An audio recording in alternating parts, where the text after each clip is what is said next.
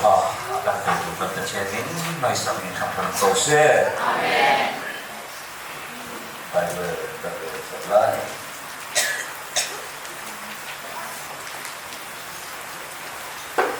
别别。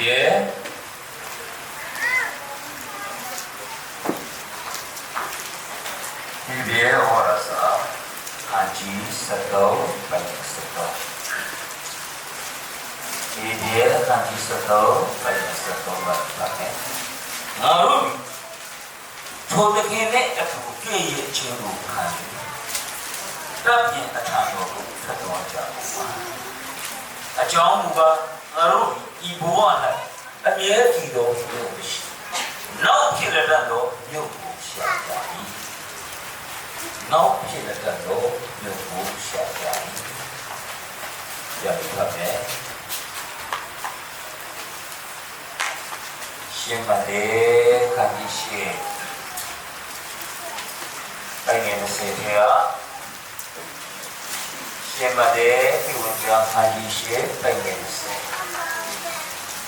ယေရှုကလည်းညီခွေးညီလွင်ရှိမိုးကောင်းနေ၌ကျင်လေတော့မြတ်တယ်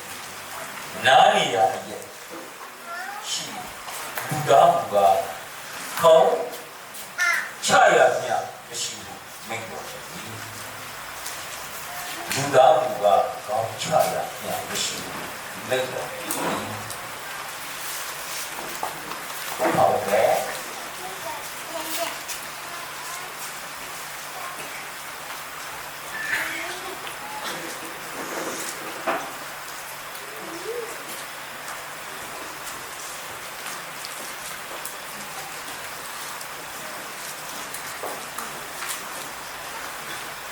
ဓမ္မရာဇစရုပ်သာဓမ္မရာဇစရုပ်သာအခန်းကြီး9အပိုင်19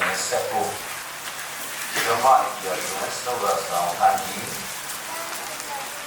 စရုပ်သာအခန်းကြီး9အပိုင်19 20ထောရဘုရားဒီမိုးကောင်းခင်၌တရင်ပေါတို့ကိုဖွင့်လှစ်တော်မူထို့သောဖြစ်နိုင်သောဘုရားခင်လူဟာဆိုတယ်ဘုရားခင်လူကအင်းဒီဘုမျက်စိနဲ့မြင်ရတော့လေမစားရဘူးပြန်ပြောနေတယ်ထိုအမတ်နဲ့ဖြစ်ပြီးမြို့တကားဝါမှာမြို့သားတို့ငင်းချင်းကိုခံရရင်မြို့သားတို့ငင်းချင်းကိုခံရရင်ဒီကဒီမှာဒီခံလို့လေဒီအောင်စင်ကြတော့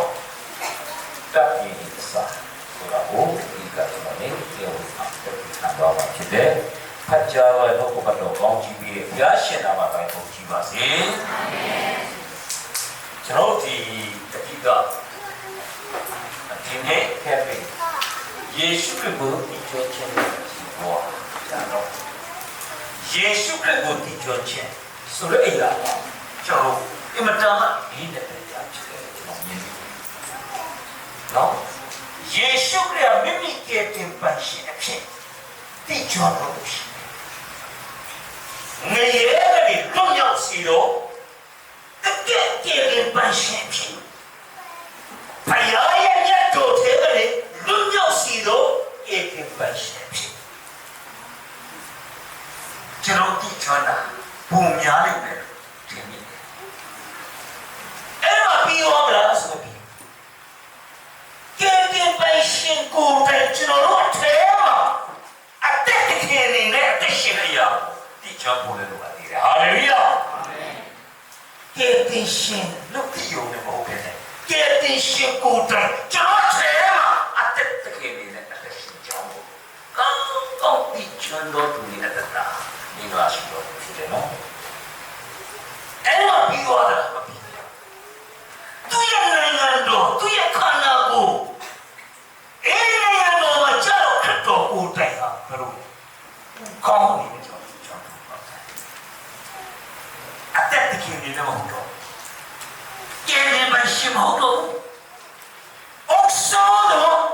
ဦးကောင်းအနေနဲ့ခတ်တော်ကိုကြောက်ဖြစ်တယ်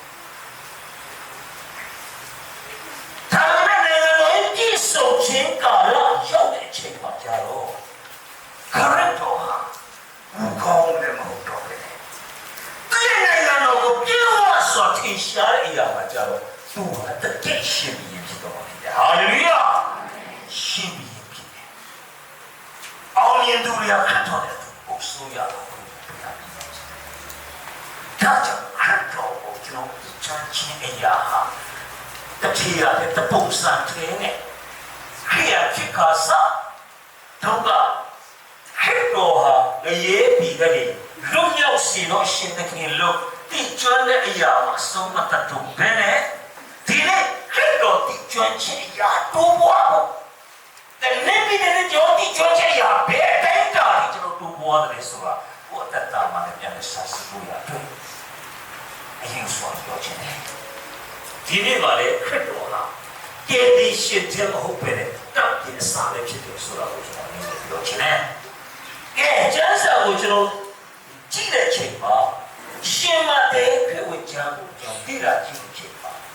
အခန်းကြီး1အခန်းကြီး2အခန်းကြီး3အခန်းကြီး4လုံးတော့ရှော့တော့သိလာတဲ့ချိန်မှာဘာကိုတွေ့ရလဲဆိုတော့ခရစ်တော်ကဒီလောကမှာသူ့ရဲ့နိုင်ငံတော်တည်ထောင်ဖို့ရတယ်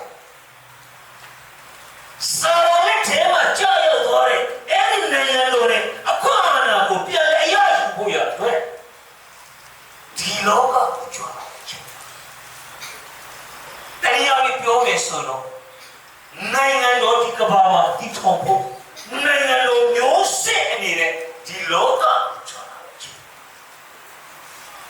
ဘာသာတရားနဲ့ဒီတွေ့ချင်းလို့ဘာမရှိတဲ့ရာကိုကျွန်တော်တွေ့ရတယ်ခရစ်တော်ဒီလောကကိုကြွလာတဲ့အချိန်မှာယေရုရှလင်မှာရှိတဲ့စစ်ပရောဟိတ်တွေနဲ့ဘာသာရေးကြီးကဲတွေကသူတို့ဘလို့ပြောကြတယ်ပြီးတော့ယူဒပြည်မှာရှိတဲ့အဖွဲ့အစည်းကြီးတွေကဘလို့ပြောကြတယ်ငါတို့အတွက်ဝိပွားလာတဲ့ယေရှုငါတို့ကိုအကောင်းဆုံးနော်ယောအဘယတေကလေးတီချာကိုထုတ်ပြီးမှတကယ်ဆက်ရမှုကောင်းဆုံးတော့တဲ့သူကိုယ်တိုင်အုပ်စိုးတဲ့နိုင်ငံတော်ဒီထောင်မှာဖြစ်တယ်ဆိုပြီးမှသူတို့အဲ့လိုပြောနေကြတာဖြစ်တယ်ဒါပေမဲ့ခရစ်တော်ဒီလောကကိုကြွလာတဲ့အချိန်မှာသူတို့ရဲ့မျောလင့်ချက်တိုင်းခရစ်တော်ကကြွလာတာလားဘာသာရေးနဲ့ပတ်သက်တဲ့ဆိုတော့ဘာသာရေးခေါင်းဆောင်တွေနဲ့မိဆန်လို့ရှိမှရှင်ဘီရင်နဲ့ပတ်သက်တဲ့ဆိုတော့ရှင်ဘီရင်မိသားစုနဲ့မိဆန်လို့ရှိမှကြောက်ကြည့်ဖို့လည်းကောင်းတယ်ဒီလောကကိုကြွလာတဲ့ချိန်မှာသူ့ရဲ့နိုင်ငံတော်တည်ထောင်ဖို့သူဟာဘီရင်လည်းဖြစ်တယ်ဆိုတော့ကြောက်တည်တယ်ဒါနဲ့ရှင်ဘီရင်တယောက်ကရှင်ဘီအတိုင်းဝန်ချေကနေလည်းထွက်လာစစ်ဘရောဟိတ်မျိုးတွေထဲကနေလည်းထွက်လာပဲဘာသာတရားနဲ့ကိုစัจจิဖြစ်နေတယ်မာရီဆိုတဲ့ဝန်ထဲမှာလူစားတယ်ခံရမှာမွေးဖွားလာကိုတွေ့ရဘာသာတရားနဲ့ကိုဆိုင်တာအဲ့ဒီချိန်မှာဂျိုးပါလာအဲ့တော့မချီမပြီးပါနော်ဂျိုးပါလာဖုံးမိုးတယ်အချိန်ချင်းဒါပေမဲ့အဲ့ဒီချိန်မှာနော်အဲ့ဒီဘာသာရေးခေါင်းဆောင်တွေနဲ့လည်းမပတ်သက်ဘူး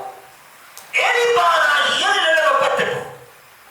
အဲ့ဒီမှာမူဆောင်နေတဲ့စစ်ဘရောဟိတ်တွေနဲ့လည်းပတ်သက်ခြင်းလုံးဝမရှိဘူးဆိုတော့ကျွန်တော်တွေ့ရတယ်ဒါဆိုခရစ်တော်ဒီလောကကိုကြွလာတဲ့ချိန်မှာဘာသာတရားရဲ့အပြည့်ပဲနော်ဘာသာတရားနဲ့ပတ်သက်ခြင်းမရှိတဲ့ဘာသာတရားရဲ့အပြည့်ပဲဖြစ်တယ်ဒါကိုကျွန်တော်တွေ့ရတယ်ဒုတိယချက်တည်း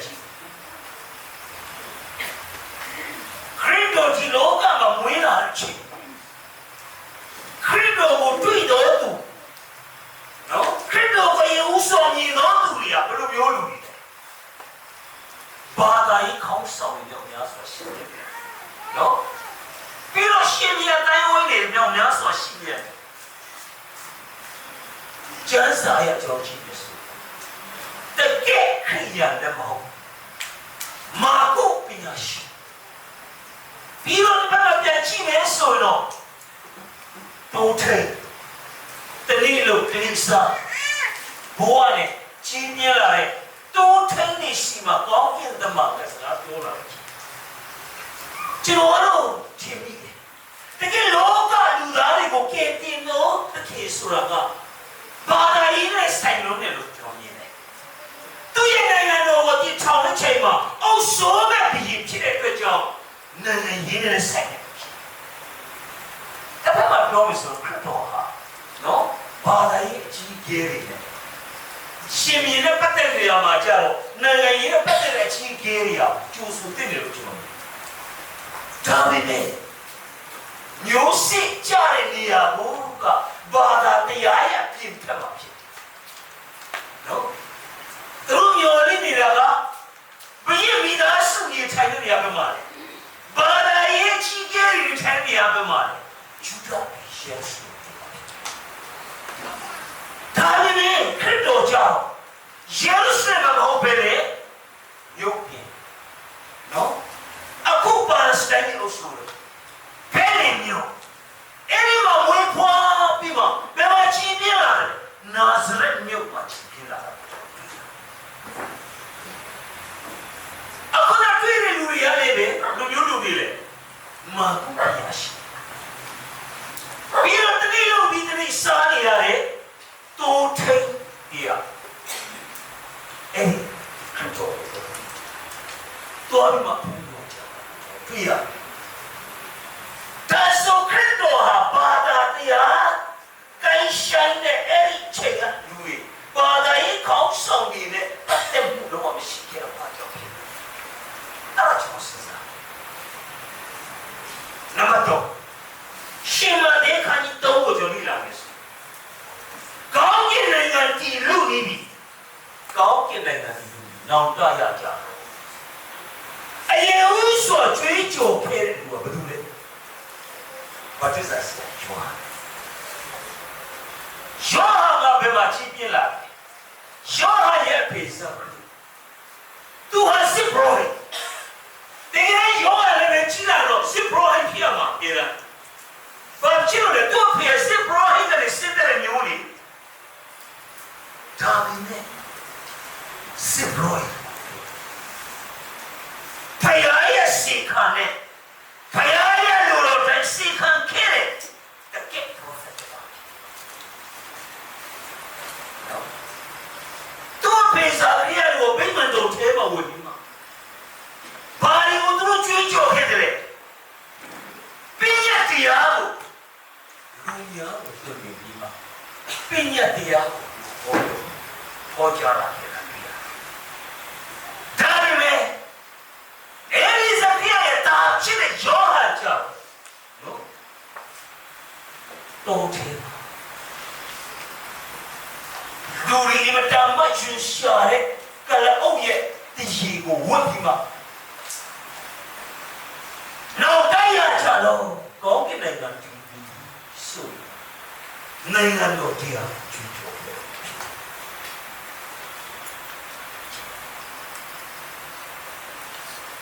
ပြီးတော့ဘာလို့စားလဲလူအများစီကအဲ့ဒီကမှစစ်ပရိုက်စားဖို့ဆိုပြီးမှဘိမန်တော်မှာသူပါလာခဲ့တဲ့စာတွေကိုစစ်ပရိုက်ရခါစားဖို့ရှိလေဝိမျိုးရခါစားဖို့ရှိဒါပေမဲ့လို့ဖယားရဲ့စိတ်ခါနဲ့ဘာဖြစ်ဆက်စီပြောတာကြာလူတွေပေးတဲ့ဆယ်ဖို့တော့မဟုတ်ပဲဘာလို့စားတယ်တော်တယ်နော်ဘာလဲပြားကြီးနော်ပြီးတော့ဘာစားလဲဂျိုင်းကနော်ဒီလာလို့ပြီးတာပြားကြီးနဲ့ဂျိုင်းကစားရစေတော်တယ်မှာသူ့ဖေရမှုဆောင်ခြင်းတတ်တာသူကရောဟန်ရဲ့နော်အစားတောက်နဲ့တောက်ရှားရတာတတ်တယ် so John Bema associate Kaya Heritage No Heritage Yinge Yetami Herutigo Heritage Patema Kakan Ilu China Yao Sucha Subiba Tupi Kati Pi attack To the be Heritage Ilu Chine, put you down. Not by that nine, I don't want to be back. I don't be so. Anything I don't be able to have people, follow. I mean, a pier. No? We are Patima. That is the job to such a that's so good on Gongway. Two is imagining what down to me. Manetta, Lulu. A people will chat over Popoji or Jin Ori. Naya people, yeah, pony the local Kazan. To Yaya Java Ludelo. Do go to Tibima. Show her to eat your care now that we are. Do ya people pour to Tibima and Yinka? Jana Lubaki. Do the Nia, but down Yamali, a jan down. How came up, Johnny? Show you wrong. Every birthday, heritage birthday. No? How came up, show you wrong. Kept him up. The money gave him up. Let's song of everything. The game not the hour to each your care, Sean. But I counsel. Come Lenny counsel. And I attended me teaching Kaya Bima. Birocratic of your baby. The dead Juba Tela, Joya Pia so much. Tabi, Joya Musonchina, but Jimis or not, such a kid.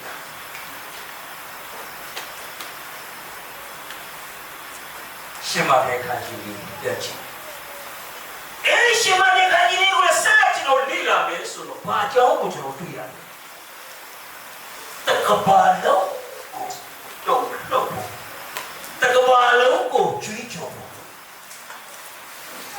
Tara Pia, no, getting Chitia, the Maria, Kiddo, Soren and Odia, the Bardio Chicho. Correct over the drink of the chicken. Janta Popo, the young man. Jansa would touch on the doing your yasso shit. Tell it to go with drink of pity.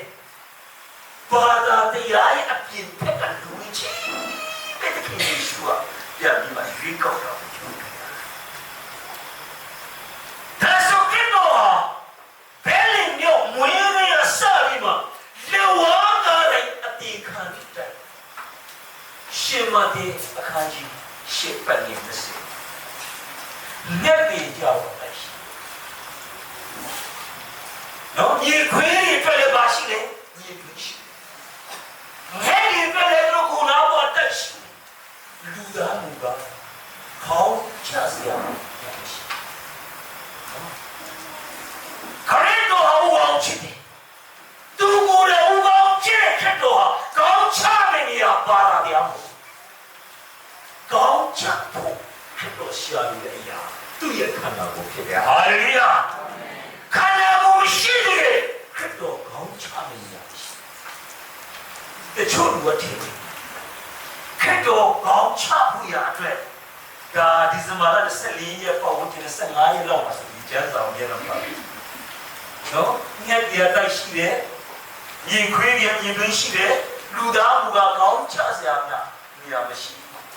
But I'll take the Napu Kong the ladies who I talk with the Napu. No, pretty go up all it. No, but all. Jinongi Yellow, just to get at the Damayan. Tanano, correct to her, and Napu Kong will be judged for Yara. Credo, oh, so who comes to the Sagaloma, oh, soon.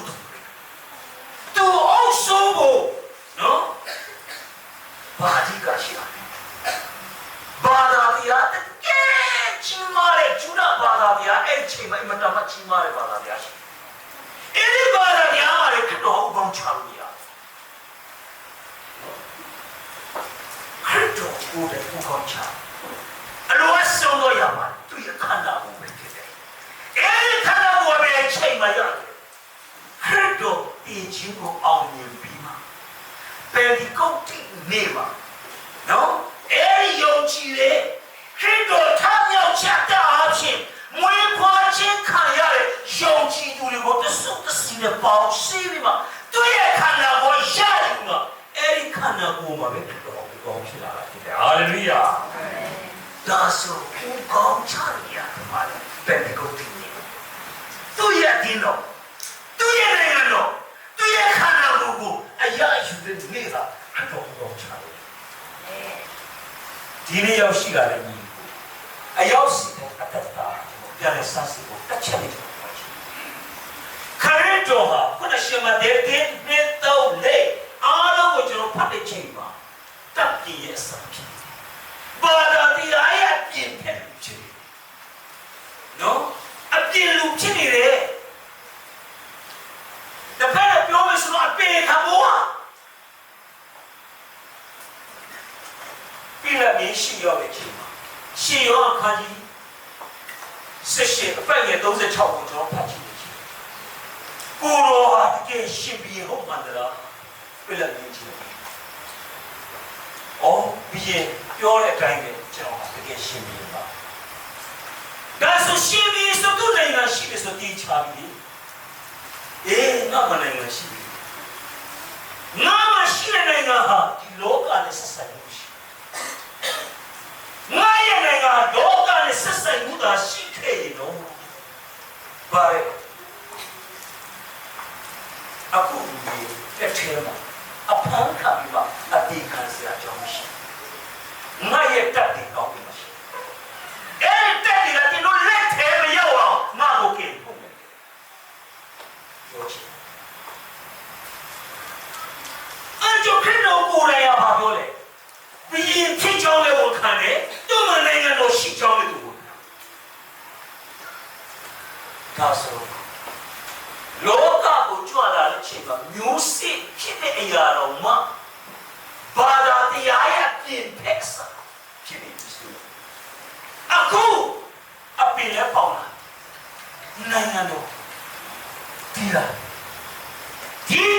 နိုင်ငံတော်ဟာပြည့်စုံခြင်းပဲပါလေကျွန်တော်ရဲ့အဲမှာခုနိုင်ငံတော်ဟာယေဟုစွာကြည့်ယုံကြည်သူရောက်စီတဲ့အဲမှာသူရဲ့နိုင်ငံတော်ဖြစ်တယ်နံပါတ်ဒုတိယအနေနဲ့ပါအတင်းတော်တော်ကောင်းအဲ့ဒီအတင်းတော်ဟာခရစ်တော်အုပ်စိုးတဲ့နိုင်ငံဒါပေမဲ့ပြေဝစွာထင်ရှားရပါမှာလေမိလီဖြစ်တယ်အမြတ်တော်အုပ်စိုးခြင်းကာရပါအဲ့ဒီချိန်မှာကြာတော့ခရစ်တော်ဟာအတက်လည်းမဟုတ်တော့ပူကောင်းလည်းမဟုတ်တော့ပဲတကယ်ရှင်အနေနဲ့အုပ်စိုးတော်မှာဖြစ်တယ်ဟာလေလုယာအဲ့ကြောင့်ပြည့်စုံတဲ့နိုင်ငံတော်အဲ့မှာပြည့်စုံသွားပြီးတာလေဘောရီတို့ပထမဆုံးခန်းကြီးစံနာပိုင်ရဲ့24ထဲမှာပါပြရတယ်အဲ့နိုင်ငံတော်ကိုအထွတ်မြတ်အာဏာရှိတဲ့များတယ်ခမဲတော်စံတော်ပြောင်းပြီးမှအပ်တော်မှာဖြစ်တယ်သူရောက်ဆိုတဲ့နိုင်ငံဟာအမြင့်တောင်မှာအဲ့ဒီကာလတော်တွင်မှာဆုံးတော်ဖြစ်တယ်အဲ့ဒါကောင်းကင်နိုင်ငံတော်ပဲနော်တနည်းအားဖြင့်ဘယ်ပြောမလဲနေပဲပေါ့ကောင်းကင်နိုင်ငံတော်နေပဲအဲ့ဒီနေရာမှာသူအုပ်ဆိုပြီးရတယ်ခမဲတော်စီမှာသူ့ရဲ့အထွတ်အာဏာရလုပ်ဖို့ပြန်အန်နေနေတာတွေ့ရတယ်ကဲကြည့်ရခရစ်တော်ဟာဒီလောကမှာမွေးရင်ကစပြီးမှလေဝါကားတိုင်းမှာအတိခံတဲ့ခြေကတိတက်ပြင်းပါပဲနော်ဘာသာတရားရဲ့ဘာသာတရားရဲ့ငုံကြည့်ခဲ့တဲ့ဘာသာတရားရဲ့အနေခံခဲ့တဲ့ဘာသာတရားရဲ့ပဲခမောအနေနဲ့နော်လေဝါကားတက်ပြင်းပါတက်ပြင်းအစဖြစ်ဆိုတော့ကျွန်တော်တွေ့ရတယ်ဒါကြောင့်အဲ့ဒီစာကိုကဲတစ်ချက်ဓမ္မဟောင်းကိုကျွန်တော်ပြန်ကြည့်ရအောင်တတိချောင်းနော်တပ်ပြ ပြည်အစာနဲ့ပတ်သက်ပြီးမှကျွန်တော်အနေနဲ့ပြောတတိချာရှောင်းကိုမြင်ကြည့်ရနိုင်ငံတကာဘီရင်တွေကိုသူကပေါင်းခဲ့ပြီးမှဘီရင်တပီးတွေကိုနော်ပြီးတော့စစ်ဗျူဟာပိုင်းမှာလည်းအင်မတန်မှကျွမ်းကျင်တယ်ပြီးတော့အင်မတန်မှပညာရှိပြီးမှ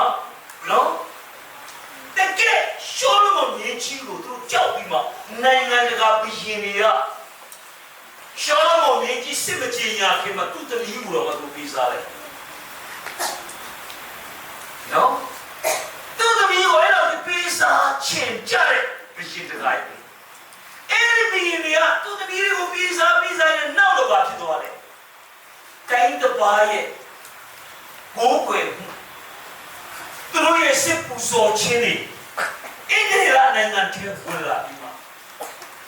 နောက်ဆုံးတော့အဲ့ဒီမိဖုရားရဲ့စစ်ပူဇော်တဲ့စားစာတွေကိုအင်္ဂလိပ်လူကစားတော့တယ်ရောက်လာတဲ့ချိန်မှာနောက်ဆုံးမှဖြစ်သွားတယ်လေထာဝရဘုရားကအော်ရှောလမုန်မင်းရဲ့အဖေရဲ့မျက်နှာကိုထောက်ပြီးမှငါအင်းကိုမစီရင်ဘူးနော်တင်းဖေမျက်နှာကိုထောက်ရှုချင်းအားဖြင့်တင်းကမှလုံးဝမစီရင်ဘူးဒါပေမဲ့တင်းရဲ့တားရီခက်မှကြတော့ဒီနိုင်ငံတော်ဟာလက်ချမ်းပွဲတော်မှာဖြစ်တယ်ဆိုပြီးတော့နော်ရှောလမုန်မင်းကြီးဆုံးသွားတယ်မကြဘူးနေပတ်ရဲ့သားနော်ဘယ်လိုလဲရေရောပေါ်မှာစေလူမျိုးကိုတိတက်ခွဲထုတ်လိုက်ပြီးမှဣသရေလနိုင်ငံဆိုတော့ပေါ်လာပြီးတော့ဂျူးနိုင်ငံအဲ့ဒါလူမျိုးနဲ့ဖွဲ့စည်းတဲ့နိုင်ငံ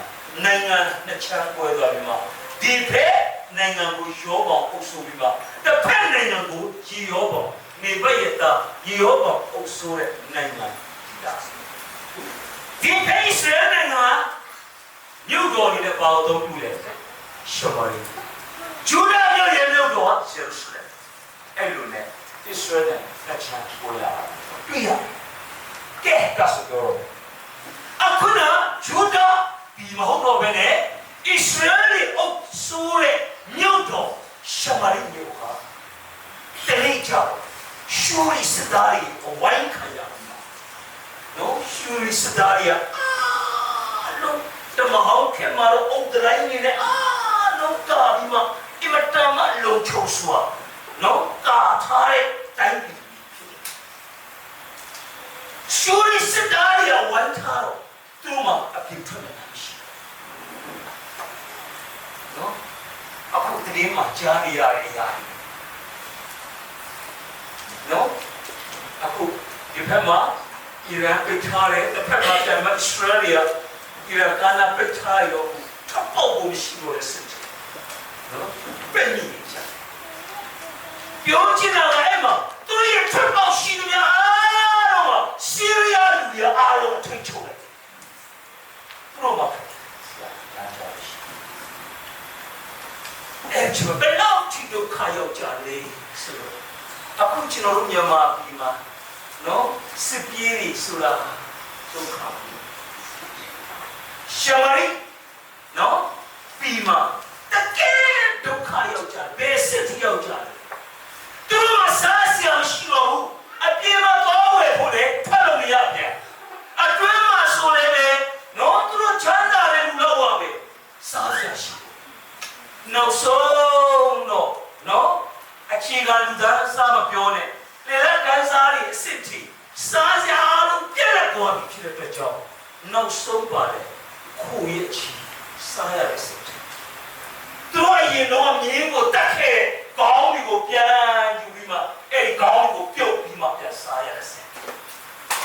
နောက်ဆုံးအပဲစိတ်ကြီးလေသူ့ရဲ့တာ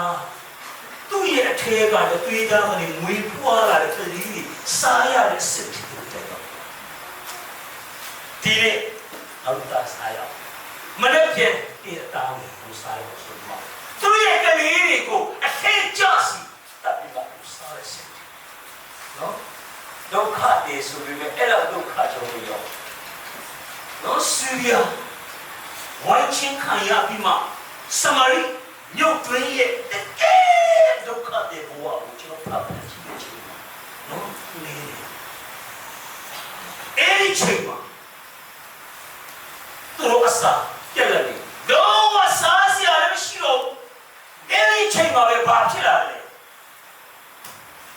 Elisha Prophet Elisha မနေ့က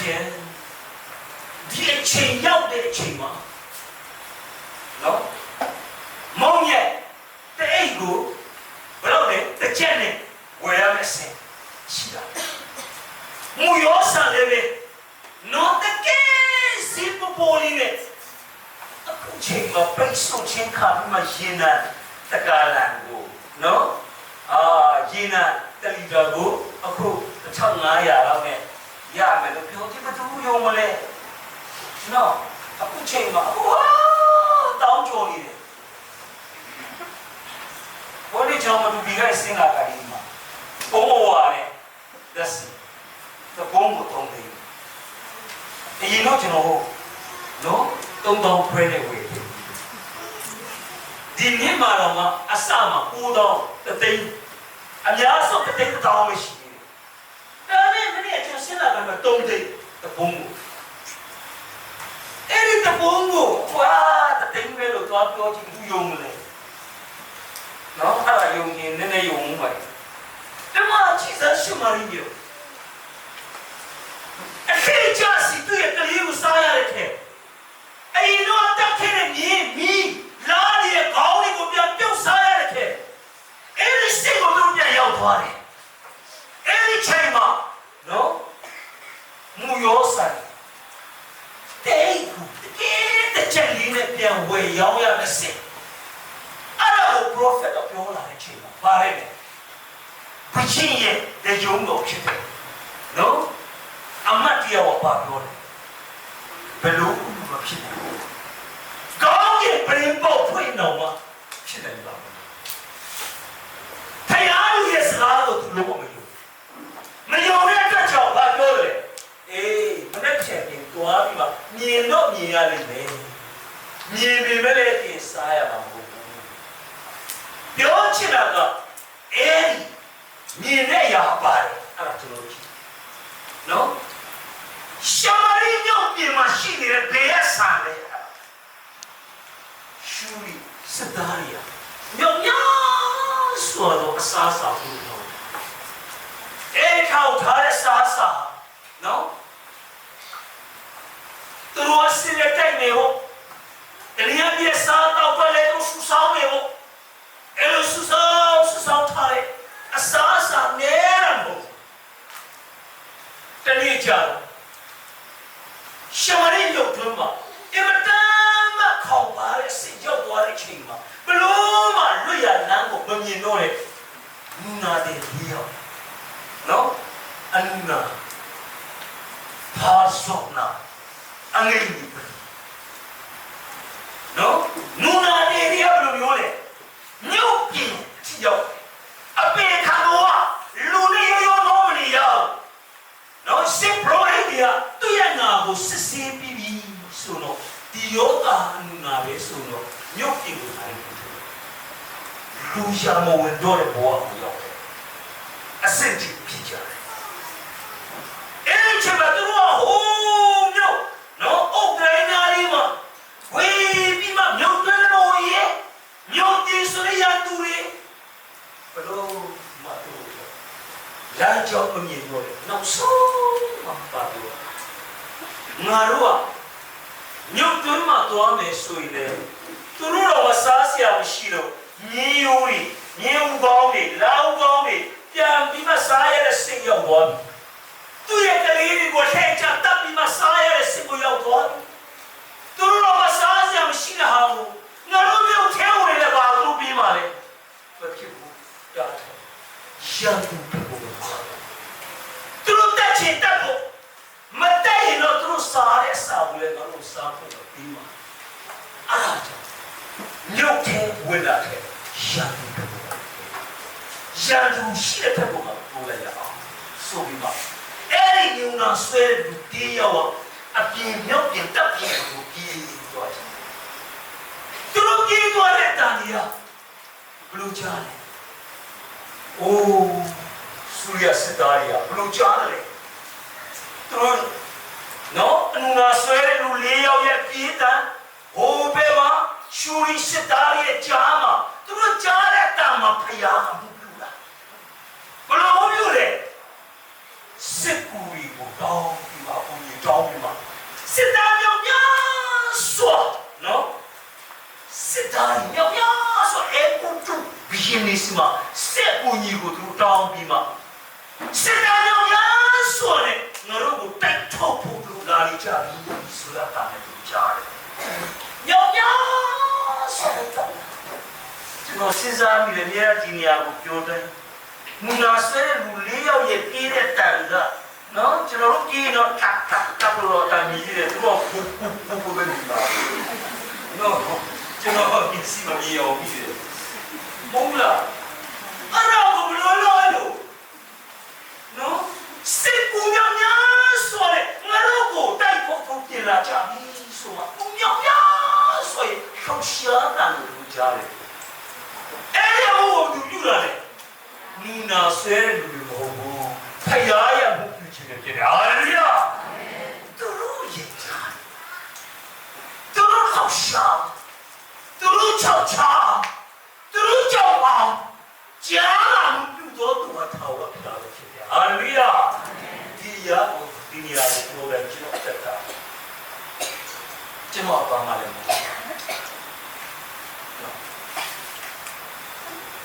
ဒါလည်းကျွန်တော်စိတ်ချတယ်နောက်တော့ဝင်မတတိခန္ဓာနော်ဒီပြည်ရင်းပြည်မှာကျွန်တော်ရောက်တဲ့နေရာတိုင်းနော်လူတွေအတက်ကိုလည်းကျွန်တော်မမြင်လူတွေပိုင်ဆိုင်ရောက်လည်းမမြင်လူတွေလည်းပြောတော်တဲ့သူထဲမှာမပါဘူးဒါကျွန်တော်ဒီကျွန်းရဲ့အရာကိုစိတ်ချနော်ကျွန်တော်ကိုယ်တိုင်ကပြေးတော့ပြေးပါလေကြီးဒါပေမဲ့ဟိုပြောမယ်ကွာထောင်တော့ပြားပဲဖြစ်တယ်ဟာလေလုယာဟုတ်ကြမှာဆိုဒီပြေးတဲ့တန်ကိုကြားနာလို့သူဒီစတဲကိုပြုတ်ပြီးတော့ထောင်တော့ပြားဖြစ်တယ်ဟုတ်အဲ့ဒါကိုကျွန်တော်စိတ်ချလို့လို့ဒီမှာရက်တယ်နော်အဲ့ဒါကိုကျွန်တော်စိတ်ချအောင်ဆိုတော့အေးဒီကြောင်ဝင်ပါစရာအကြောင်းရှိဘူးကျွန်တော်မှာကဲချင်းဝင်ဟာရလေးစနေလိုက်တယ်ပြီးနော်အခုလိုပြင်တာကျွန်တော်တို့လည်းလူကြီးအောင်ပါလူပေါင်း1300နော်လေးစာဒီကကိုလူလေးစာကိုရတာကျွန်တော်ကမ်ပိန်းလို့ပြောချင်တာကလူတို့ကဒါတော့အဖွဲ့အစည်းတွေကမှကျွန်တော်ကိုယ်ရည်မှာနောက်ကဘတော်ဝင်ကားတက်ခံပြီဒါပေမဲ့အခုထော်ရဖျားရဲ့နိုင်ငံတော်တရားကိုကြွေးကြော်လာတဲ့ချိန်တခါလေပြောပြေအောင်ပေါ်လို့ပါတယ်တင်လို့ရှိမှာစိုက်ကြောက်တော့မှာပြုံကြီးတရားကိုမှအားရချိန်နေလို့မဟုတ်ဘယ်တော့ဖြစ်ချင်တယ်ကောင်းကင်တမန်ခတ်တော်ကိုထင်ပြီးမှကောင်းကင်တမန်လူတော်ထင်ပြီးမှဖြစ်နိုင်တော့မျက်စိတော်ဖောက်ထုတ်ပြီးမှပြေးချင်တော့ပဲစိတ်ဆန္ဒတော်ကိုပြကြကြတယ်အခုတော့ငါတမန်ပြားဟောတာနဲ့နေလို့ရဲ့အရာမျိုးဖြစ်သွားတာနော်ဟောနေလို့ရအောင်ဖြစ်သွားငါတော့ဟောပြောတဲ့ခါလေးချိန်မှာမျက်စိတော်ဖောက်ထုတ်ပြီးပြေးချင်တော့စိတ်ပြင်းပြကြတယ်အဲ့အခုနိုင်ငံတော်တရားဖြစ်လူများစုနော်နာချောကျွန်ဝင်မတဲ့ဒီခါရလူတွေထဲမှာတော့ရန်သူလိုမြင်တဲ့လူတွေများများစွာရှိတာအခုရန်သူလိုမြင်တော့မြင်လေဒီထဲမှာလေနော်ဒီမှာရောက်ရှိလာတဲ့အရောက်စီတဲ့အတ္တကိုအတ္တကိုပြန်လဲစမ်းစစ်ရအောင်အခုကျွေးချော်နေတဲ့နှုတ်ကပတ်တော်ဟာနော်လာလွယ်နှုတ်ကပတ်တော်လို့မြင်ကောင်းမြင်တယ်ဒါပေမဲ့အခုနော်ပြောချင်တာကရန်သူလိုမြင်နေမဲ့လို့နော်ညွတ်တွန်းမဝင်မဲ့စားရန်သူဘက်မှာချင်းကပ်တာကကိုလာစီဘာချင်လို့လဲစားစရာကရန်သူလက်မှာရှိနေတာဟောဟာလေလုယာအခုဒီမြန်မာနိုင်ငံမှာကဲတင်ချင်းတရားလေးနဲ့အဆုံးမတတ်တော့ပဲဒီနိုင်ငံတော်တရားကြွေးကြော်လို့ ကျေးဇူးတွေအတွင်းတက်မှာအင်မတန်မှကျေနပ်တယ်ဖယားတွေအတော်လေးအတုံးတော်ခံတဲ့လူတွေနော်အခုဟေးဆယ်နှစ်ကြာပေါ်ဝင်ကြည့်တော့မှဆိုချွေးချော်လူတွေမနေတော့ကပါဒီမြန်မာနိုင်ငံထဲကဖယားတို့ရဲ့နှုတ်ရှာပစက်ကိုဖွင့်ပြလိုက်နော်လူတွေမချင်တော့ညာတယ်လူတွေငင်းပြေတော့ညာတယ်လောစမ်းကြည့်ပဲပြုနေတဲ့လူတွေရဲ့နောက်ရှာပစက်မှာကိုဖယားအထက်စီနေပြီဖြစ်ဟာလေလုယာချက်ခိုင်းနေပြီနောက်ဆုံးရတဲ့ဘက်ကိုချင်းတက်သွားတဲ့ချိန်မှာငါတို့သွားရောက်ရတယ်ဒီတဲ့တန်ကိုကြားတဲ့ချိန်မှာစစ်ကူမျိုးများစွာနဲ့ငါတို့ကိုတိုက်ဖို့တန်ပြန်တိုက်တာဘုသူရောက်ရှိလာပြီးဆိုမှ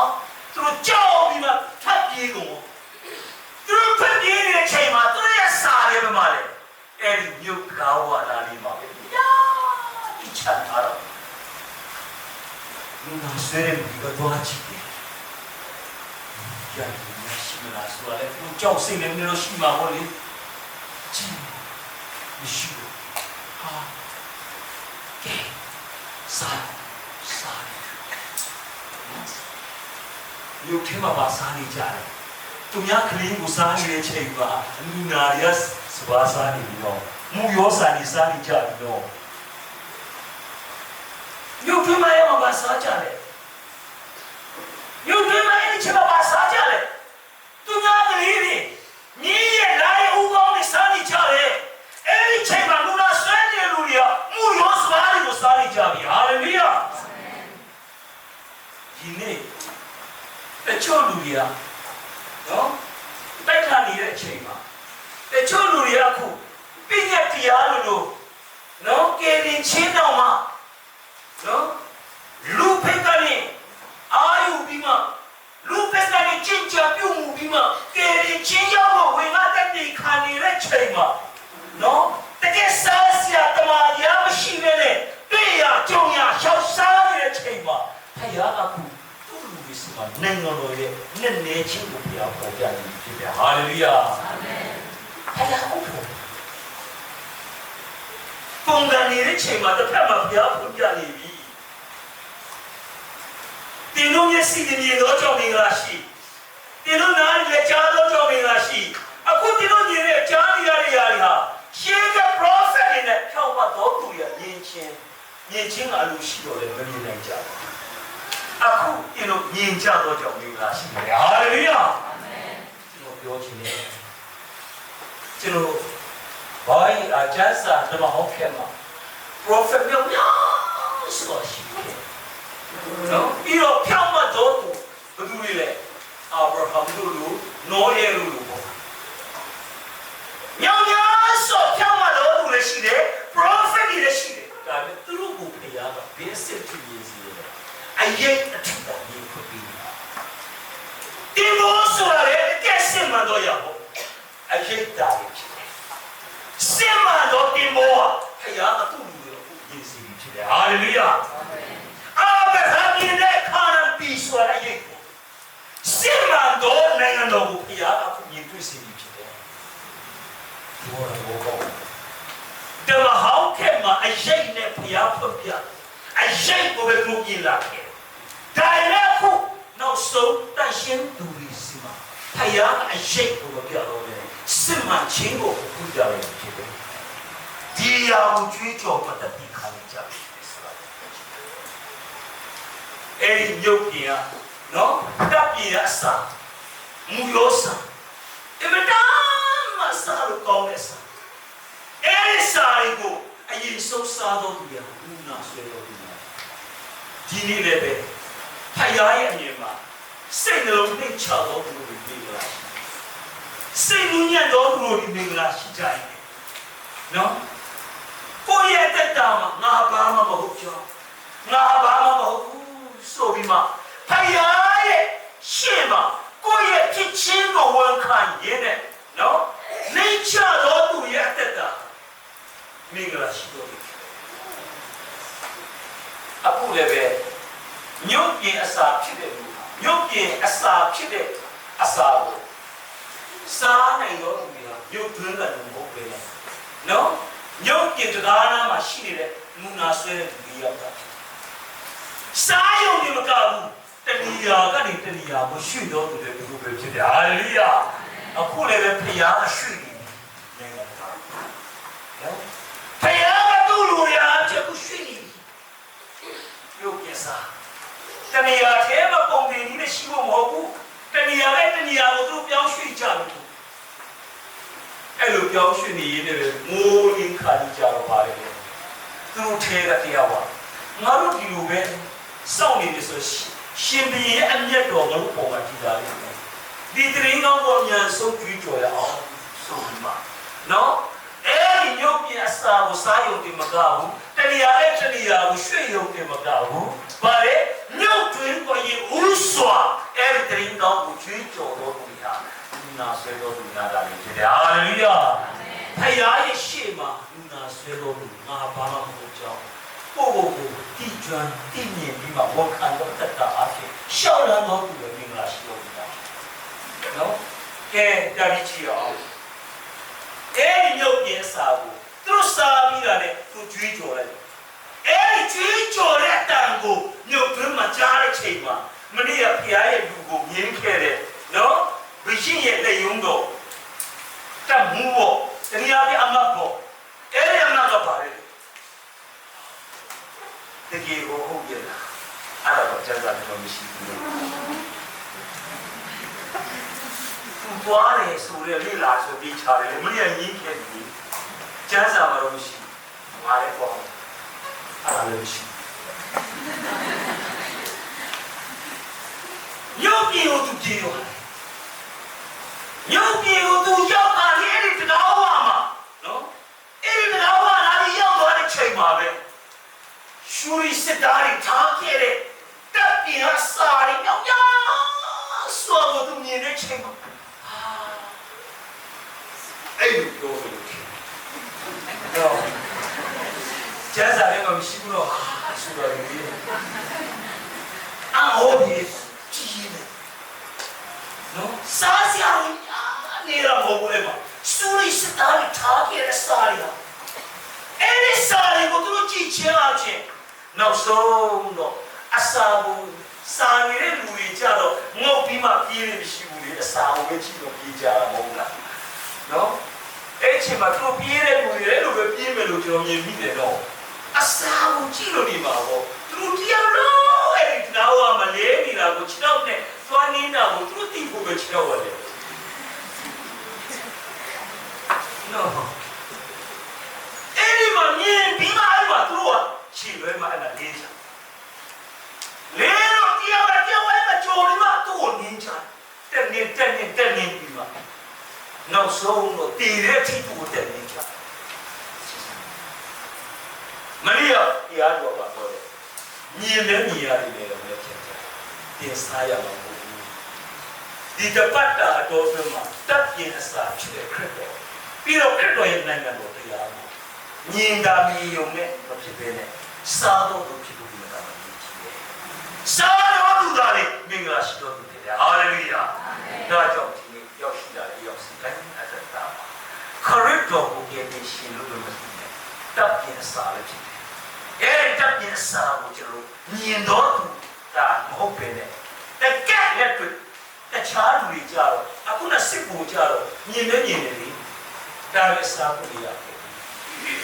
ညောင်းရလူတွေကြတော့မြေရောကမကဘူးသူတို့ကိုယ်တိုင်ပြန်မစားဘူးရတာစားဖို့ရတော့ဘောပဲအရာစားဘူးနော်လိမ္မော်တီကိုမြင်တဲ့လူတွေရတာအကောင်းလိုက်တော့ပြောရင်ဘူးပြောမှမရှိဘူးစားတော့သူကမှအရာတာအဲ့ဒါကြောင့်မြင်တော့သူတက်မဟုတ်ပဲလေစားတော့သူဖြစ်ဘူးရတာဒီတပတ်တာတော့ပြင်းနေတာထဲမှာနော်ပြန်သွားတဲ့ချိန်မှာမြင်ရုံမြင်ပြီးမှမစားတဲ့သူမဖြစ်ဖို့ပြတာမှမြင်ပြီးမှစားတော့တက်တာအကွန်း